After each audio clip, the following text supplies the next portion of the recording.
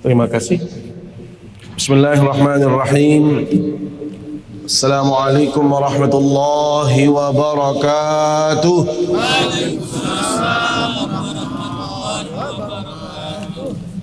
Alhamdulillahi rabbil alamin. Wal aqibatu lil muttaqin wa la udwana illa 'alal zalimin. Ashhadu an la ilaha illallah wahdahu la syarika lah. Wa ashhadu anna Muhammadan 'abduhu wa rasuluh. Allahumma salli wa sallim wa barik ala sayyidina Muhammad wa ala alihi wa sahbihi ajma'in. Amma ba'du. Yang kami hormati dan muliakan segenap jamaah yang berkesempatan hadir di Masjid Raya Hubbul Watan Islamic Center Mataram, para pendengar Pro 1 Radio Republik Indonesia dimanapun berada yang menangkap siaran kita di pagi hari ini dan juga dirilai oleh para merbot, para takmir melalui masjid-masjid dan musalla-musalla, kami ucapkan terima kasih. Singkatnya, hadirin hadirat jamaah yang dimuliakan Allah Subhanahu wa taala. Sebelum kita mulai, saya pastikan kalau semua yang hadir ini sehat semua. Apa kabar semua?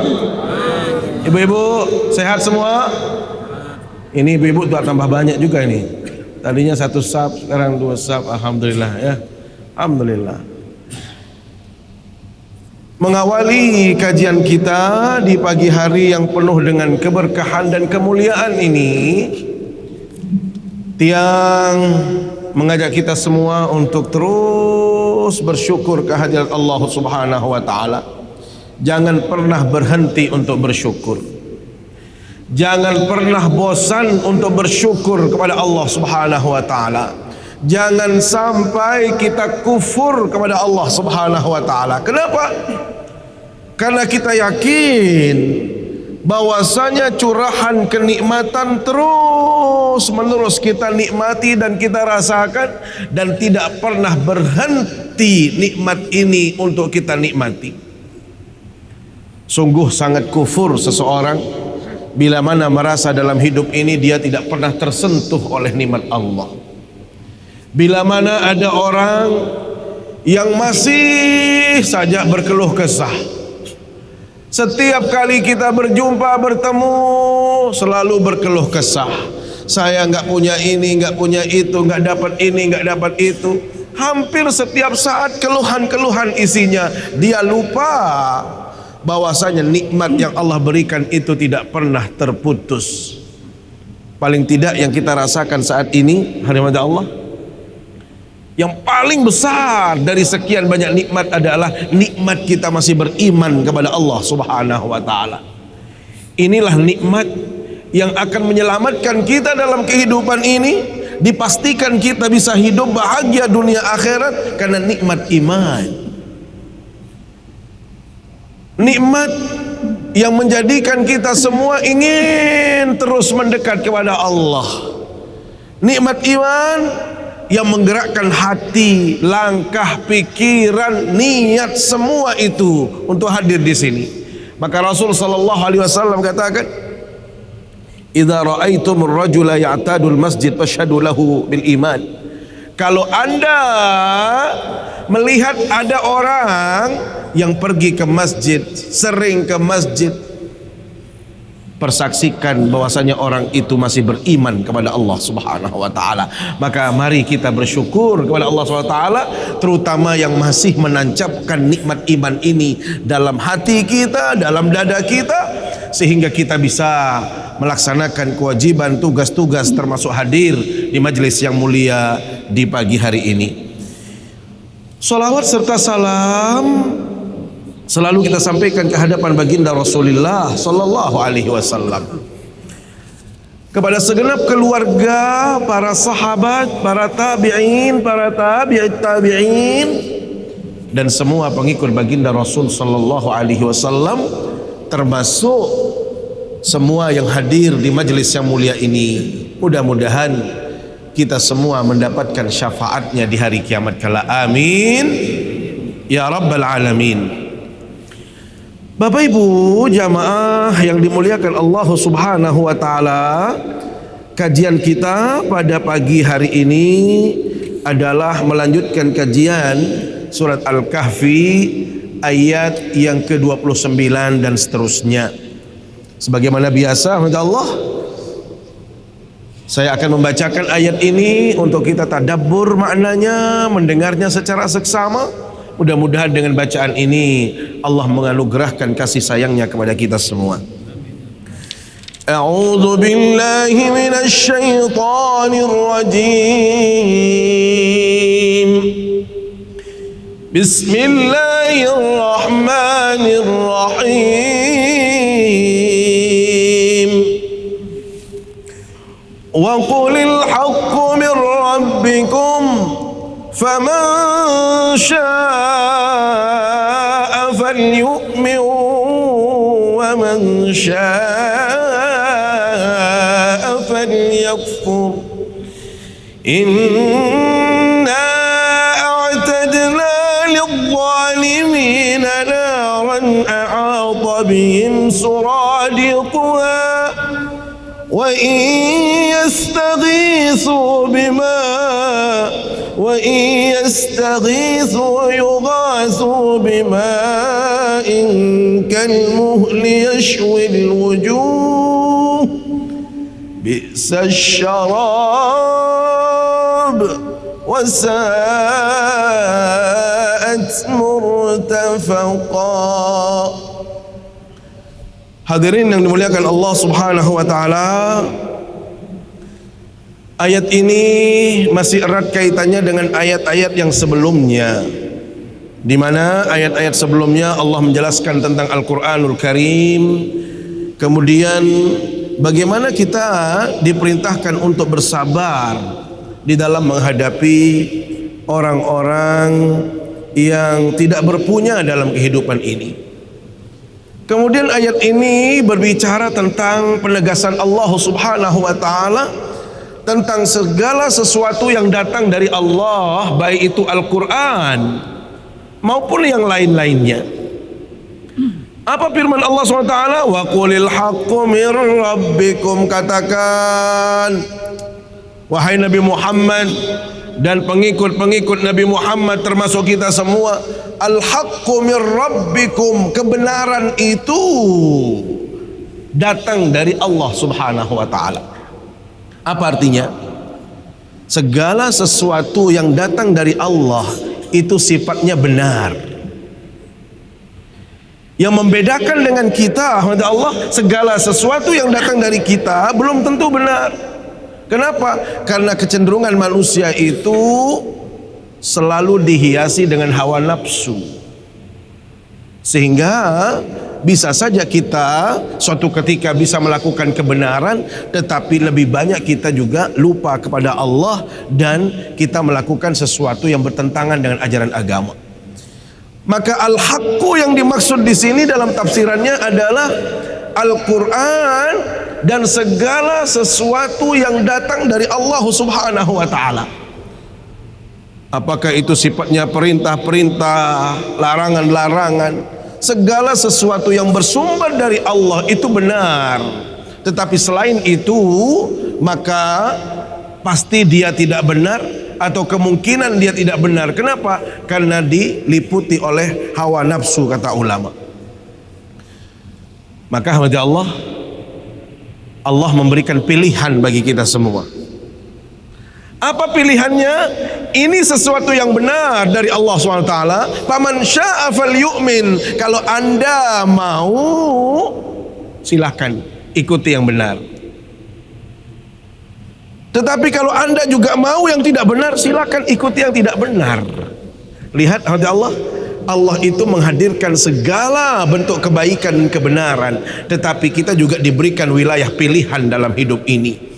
Apa yang kita pilih, apa yang kita tempuh itu diberikan keluasan kepada kita semua. Allah tidak memaksakan kita untuk melakukan satu yang misalnya harus A saja, atau Anda harus jalan seperti ini saja. Tidak, tetapi Allah memberikan ruang pilihan. Maka alhamdulillah, setiap pilihan-pilihan itu ada konsekuensinya. Mau pilih yang mana ada konsekuensinya, mau pilih yang ini itu ada konsekuensinya. Pertanyaannya, kenapa Allah Subhanahu wa taala tidak mengharuskan atau misalnya mewajibkan seseorang untuk melakukan satu step saja, ya, atau satu perkara saja? Satu, kita tahu Allah itu Maha Adil. Allah itu memiliki sifat adil. Adil itu artinya apa? Menempatkan sesuatu pada tempatnya. Artinya bentuk keadilan Allah adalah memberikan ruang pilihan bagi kita semua, sehingga siapapun yang milih ini ada konsekuensinya, memilih itu ada konsekuensinya. Tetapi kalau kita memilih yang baik, maka Allah pasti akan memberikan ganjaran. Itulah satu hikmahnya. Yang kedua, Allah itu adalah musyarri'. Musyarri' itu artinya apa? Pemilik otoritas, pemilik kekuasaan, yang boleh memerintahkan sesuatu, yang boleh melarang sesuatu itu Allah. Maka Allah Subhanahu wa taala memberikan ruang kepada kita, sehingga Anda, kita semua sebagai hambanya bisa memilih. Dengan tentu harus yakin konsekuensi dari pilihan itu.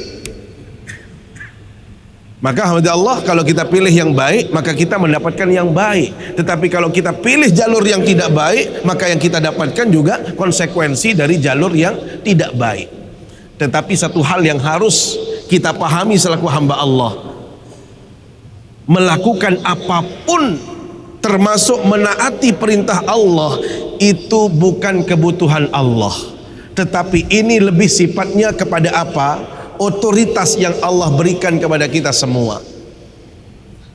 Kalau kita taat, itulah yang saya katakan, kita akan mendapatkan ganjarannya. Tetapi kalau kita tidak, maka kita akan mendapatkan sanksinya. Jadi misalnya begini, kalau ada seseorang yang menjadi pimpinan, ya kan? Pimpinan itu pemegang kekuasaan. Pimpinan itu adalah memiliki otoritas. Taruhlah misalnya, ini ada bersama kita Bapak Kejaksaan, ya, Kejaksaan Tinggi, Pengadilan Tinggi, mohon maaf, Pengadilan Tinggi Nusa Tenggara Barat. Beliau punya otoritas, beliau punya kekuasaan. Di situ ada tata tertib, aturan-aturan yang mohon maaf sudah berlaku. Kalau anak buahnya menjalani aturan-aturan atau menjalani tugasnya sesuai tugas dan fungsinya, maka tentu ada apresiasi dari pemilik otoritas atau atasan. Tetapi kalau ada anak buah yang melenceng, yang tidak taat, yang tidak mau mendengar perintah dan tidak taat kepada aturan, maka tentu ada sanksi-sanksi. Apakah itu sanksi moral atau material dan lain sebagainya, itu berhak dia. Kenapa? Karena dia pemilik otoritas. Tetapi mohon maaf, bukan kebutuhan beliau kalau Anda mau baik atau tidak. Itu akan kembali kepada kita. Apalagi kalau kita berbicara Allah Subhanahu wa taala, Bapak Ibu, dalam hadis qudsi yang sangat panjang sekali, itu Allah Subhanahu wa taala menegaskan kepada kita hambanya, ya ibadi,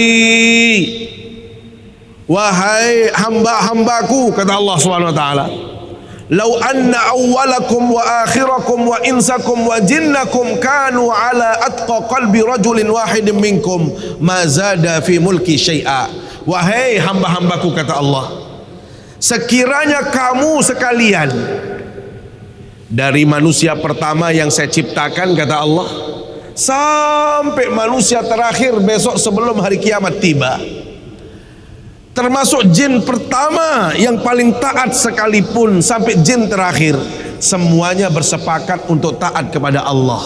Semuanya bersepakat untuk benar-benar ibadah kepada Allah. Jadi di mana-mana tidak ada orang maksiat. Di masjid rame, Di pengajian rame, yang bersedekah banyak, yang bertutur kata yang baik di mana-mana, semuanya baik, nggak ada yang berbuat dosa satupun. Itu dari manusia pertama sampai manusia terakhir. Apa kata Allah?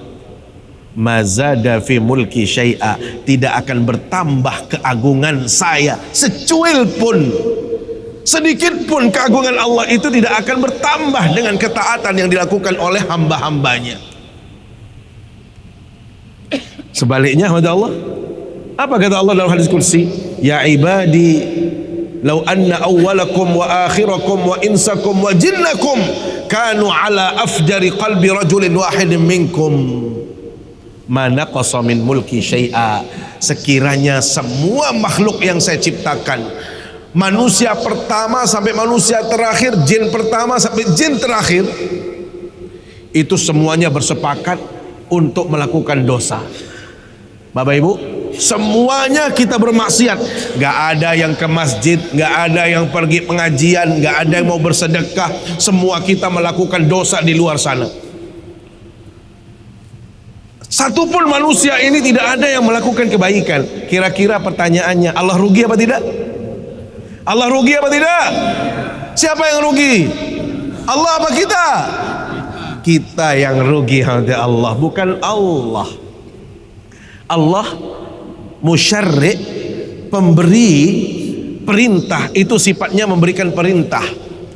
Wa ma khalaqtul jinna wal insa illa liya'budun. Saya tidak menciptakan jin atau manusia kecuali mereka harus beribadah kepadaku. Ibadah diperintahkan. Kalau kita taat diberikan ganjaran, kalau kita kufur diberikan sanksi.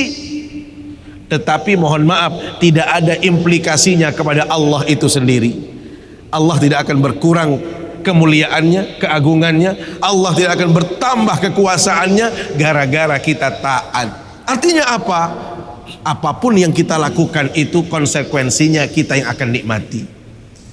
Maka Allah Subhanahu wa ta'ala sebagai pemilik otoritas mengatakan, nih lo yang benar, tetapi ada yang salah. Kalau Anda mengikuti yang benar, maka Anda adalah orang-orang yang baik, yang berhak mendapatkan ganjaran. Tetapi kalau Anda tidak melakukan kebaikan, maka ada konsekuensinya. Bapak Ibu, contoh yang paling simpel itu adalah kita sebagai orang tua. Ya, itu sebagai dengan tua berdoyang bija jari, ada anak-anak kita. Kira-kira mohon maaf, anak-anak sudah ada aturannya nak, sekian, silahkan nak. Apakah sama perlakuan kita kepada anak yang taat, yang rajin, yang baik, kepada anak yang nakal? Dan tentu tidak sama perhatian kita. Kalau ini yang baik, tentu dia diapresiasi. Makanya dalam teori pendidikan itu ada yang disebut dengan ada reward, ada punishment. Reward itu artinya apa? Balasan-balasan atau ungkapan-ungkapan kebaikan bagi mereka yang rajin. Tetapi sanksi bisa berlaku bagi mereka yang tidak patuh, tidak taat di dalam menjalani perintah. Lihat. Jadi mohon maaf, Allah, jangan pernah berpikir Allah memaksakan kita semua untuk melakukan kebaikan. Tidak. Kebaikan itu harus dilakukan karena dari hati kita. Itulah yang dimaksud wa qulil haqqu mir rabbikum. Semua kebenaran itu bersumber dari Allah Subhanahu wa taala. Faman syaa'a falyu'min. Yang mau silahkan beriman. Yang tidak mau silahkan ingkar kepada Allah. Itulah yang disebut dengan yang kufur. Tetapi ingat kepada Allah, kedua-dua perintah ini ada konsekuensinya dari Allah. Apa konsekuensinya? Lihat berikutnya ayat ini. Inna a'tadna lidh-dhalimina nara. Sesungguhnya kami menyiapkan kepada orang-orang yang zalim, orang-orang yang kufur, orang-orang yang ingkar, orang-orang yang tidak taat kepada Allah. Bapak Ibu, kalau kita pilih jalur yang kedua, yang kufur, pilihan kita. Jadi mohon maaf, kalau kita dalam konteks berbangsa ini besok tanggal 24 ya. 24 Februari kita pemilihan. Tapi Allah sudah memberikan pilihan kepada kita jauh sebelumnya. Sama halnya dengan pilihan kita besok waktu pilkada atau pileg atau apa namanya, itu ada konsekuensinya Bapak Ibu. Jangan berpikir bahwasanya memilih besok itu hanya ya gawe bangsa, sekedar ya ikut-ikutan, tidak. Semua pilihan itu ada konsekuensinya. Apa yang saya maksud ada konsekuensinya? Bapak Ibu, Anda memilih berarti itu adalah merupakan tanggung jawab kita. Kenapa memilih dia, kenapa memilih ini, itu tentu dalam agama ada pertanggungjawabannya. Jadi jangan main-main dalam urusan pilihan. Inilah contohnya. Dalam Al-Quran disebutkan, ini pilihannya kalau baik dapat yang baik, kalau buruk dapat yang buruk. Satu, kalau nanti saya pesankan dari majelis ini, Bapak Ibu harus memilih benar-benar dari hati yang paling dalam. Artinya apa? Anda memilih itu adalah pastikan orang yang sangat baik, orang yang saleh, orang yang taat kepada Allah. Karena jangan-jangan kalau kita memilih berarti kita ikut menyaksikan. Kalau orangnya tidak baik berarti kita ikut berkontribusi untuk ketidakbaikan itu. Ada konsekuensinya dari Allah. Itu satu. Yang kedua, mohon maaf, bapak atau ibu harus tegas. Mau jual suara, silahkan.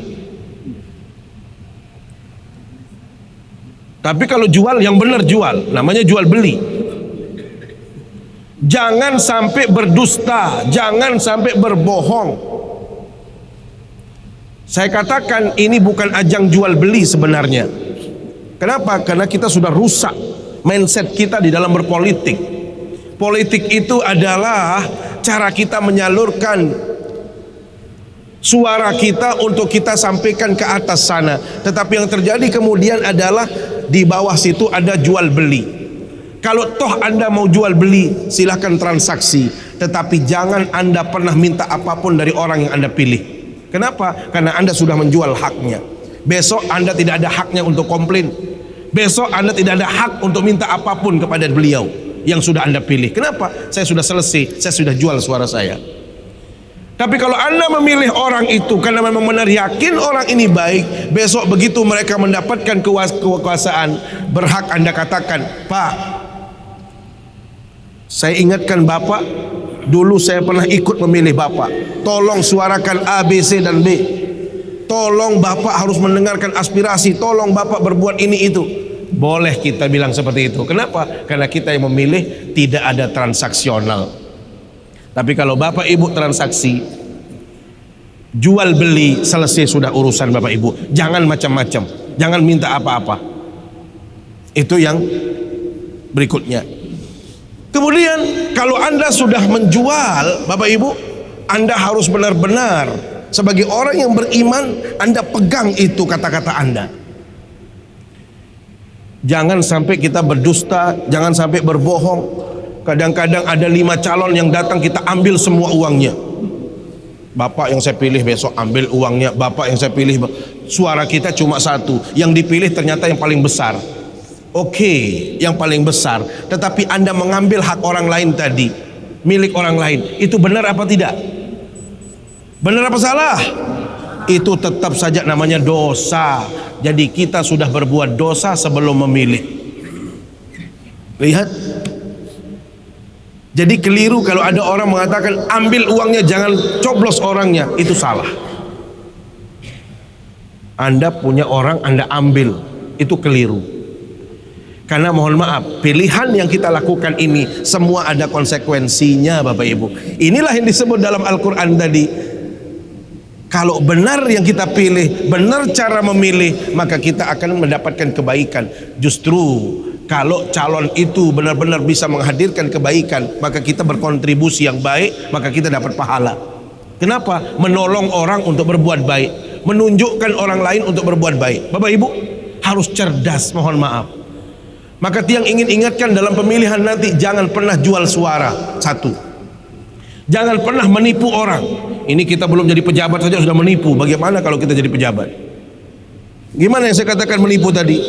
Belum apa-apa sudah ambil uang orang, ambil uang orang, ambil. kalau nggak dikasih uang nggak mau milih. Salah itu.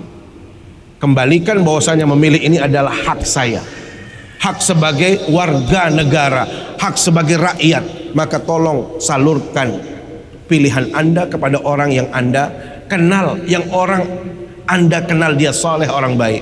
Jangan yang penting baru datang bawa uang, udah ini kita pilih. Yang terjadi kemudian, mohon maaf, saya jujur saya katakan, ada dewan kita yang di RRI nggak pernah saya lihat wajahnya sampai sekarang. Padahal bukan saya sombong, jam terbang kita kan lumayan kesana kemari, tapi nggak kelihatan orangnya. Kan paling tidak ini bisa kita menjadi pelajaran, ya, karena memang macam-macam caranya. Ada yang dropping dari sana yang harus kita pilih, sementara kita tidak tahu. Ini semua ada konsekuensinya, Bapak Ibu. Ingat, kita ini orang beragama, orang beriman. Tolong memilih nanti itu atas dasar iman, bukan atas dasar hawa nafsu. Nyampe ya? Paham ya? Ini paham-paham doang nih lagu kelelahan tebarak. Bengak. Pilih tiang. Pilih saya, coblos saya. Mana ada orang berani kampanye di masjid seperti ini kecuali saya. Pilih saya. Hadirin yang dimuliakan Allah Subhanahu wa taala, ingat, kalau Anda salah memilih kata Allah, Anda tidak mengikuti pilihan Allah, maka Anda akan mendapatkan sanksi. Inna a'tadna lidh-dhalimina naran. Orang-orang yang ingkar kepada Allah, orang-orang yang zalim, yang tidak mau melaksanakan perintah Allah tadi, disiapkan bagi mereka itu naran ahata bihim suradiquha, neraka yang apinya bergejolak terus, tidak pernah putus, tidak pernah padam. Bapak Ibu bisa dibayangkan? Ya Allah, yang saya bayangkan apa Bapak Ibu? Baginda Nabi kalau membaca ayat seperti ini, nangis beliau. Beliau tidak bisa melanjutkan bacaannya. Kenapa? Beliau sedih sekali. Yang beliau sedihkan bukan jangan-jangan anak saya masuk neraka, jangan-jangan istri saya di neraka, jangan-jangan keluarga saya di neraka. Tidak. Justru yang beliau pikirkan adalah jangan-jangan umat saya ada di neraka. Umatnya yang beliau pikirkan. Lihat, setiap kali membaca ayat-ayat seperti ini, beliau pasti bersedih. Yang disedihkan itu adalah kita semua, Bapak Ibu. Jadi jangan sampai membuat Rasul menangis gara-gara kita yang mengaku umatnya, tetapi kelakuan kita jauh dari cara baginda Nabi, jauh dari etika baginda Nabi, jauh dari akhlak baginda Rasul sallallahu alaihi wasallam. Maka mari Allah mendengar ayat-ayat seperti ini, hadirkan bayangan kita, ya Allah, jangan-jangan saya termasuk orang yang ada di neraka itu. Maksudnya apa? Sebelum kita masuk ke situ hati Allah, tentu kita harus perbaiki diri. Kita harus benar-benar luruskan diri dulu, supaya kita benar-benar menjadi orang yang baik, yang lurus, sehingga nanti tidak ada catatan-catatan buruk yang mengantarkan kita kepada neraka. Kenapa? Sudah jelas neraka itu api yang bergejolak, api yang tidak pernah padam. Jangan jauh-jauh lah Allah. Kalau mau tahu tentang api yang sedikit saja. Nih para perokok-perokok yang hebat ini, Anda ini perokok hebat, sentuh itu api, kira-kira panas nggak api rokok? Panas nggak? Saya salah bertanya, jangan-jangan ini bukan perokok semua, ya nggak ada yang berani ngaku atau yang kedua. Rokok saja kalau disentuh api rokok itu panasnya luar biasa, Allah. Bagaimana kalau yang kita sentuh itu api neraka? Di sini dijelaskan apinya itu terus berkobar, itu tidak pernah berhenti. Wa iyastaghitsu yughatsu bima'in kalmuhl. Kalau dia minta tolong karena kehausan dia minta air, diberikan air oleh Allah SWT, tetapi air dari api yang mendidih. Itu seperti besi yang hancur. Itulah minuman orang-orang yang ada di neraka kelak. Hadi Allah, jangan jauh-jauh, mohon maaf.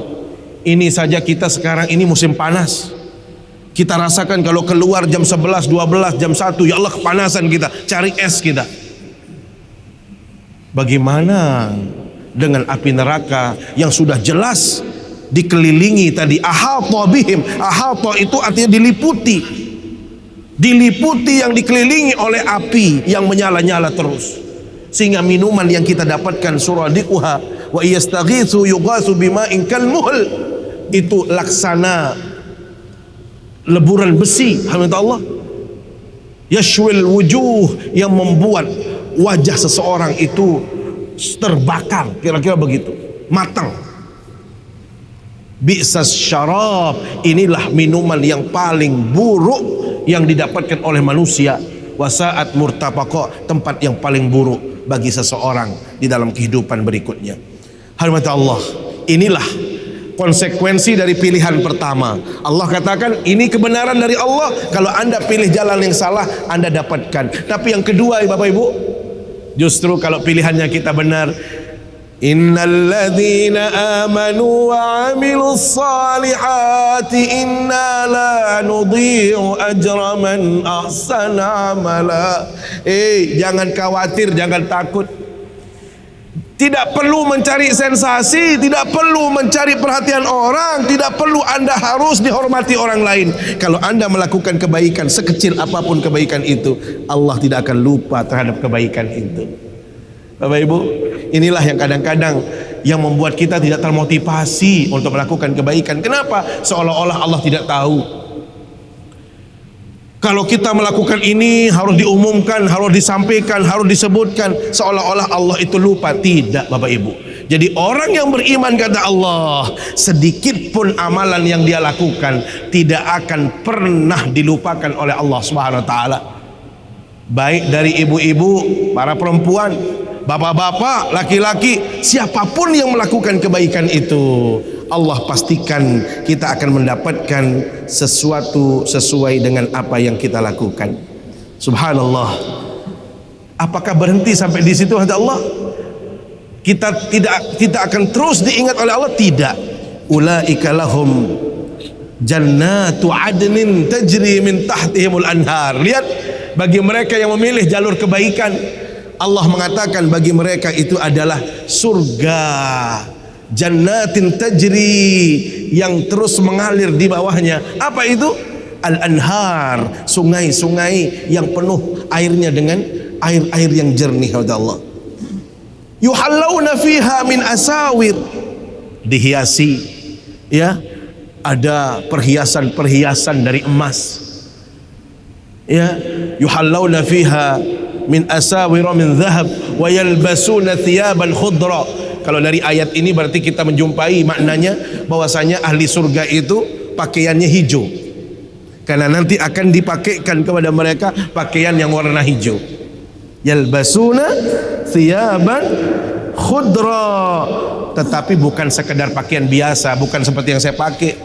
Kalau ini murahan.